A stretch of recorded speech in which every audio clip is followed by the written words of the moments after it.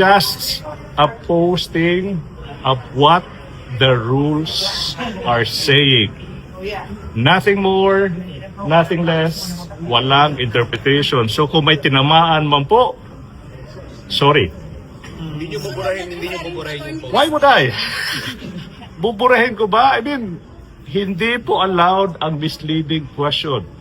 Hindi ko yan buburahin kasi yun po yung nakasaad sa ating rules of court.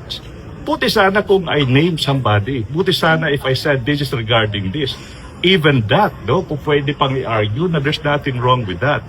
Basahin nyo yung posts. For me, hindi. Kasi nga, that's your problem. That's your problem.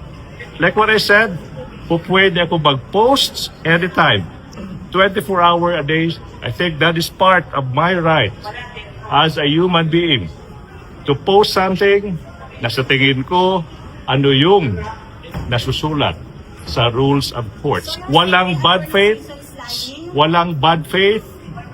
walang malice. It's just like saying 1 + 1 = 2. At that particular time, inside an impeachment case.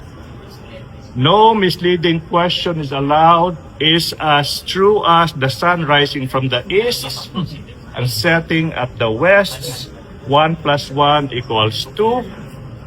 There's nothing illegal about it. Pero attorney, how did you feel that you were not given a chance to explain your side during the court proceedings? I felt nothing. I don't feel any regrets.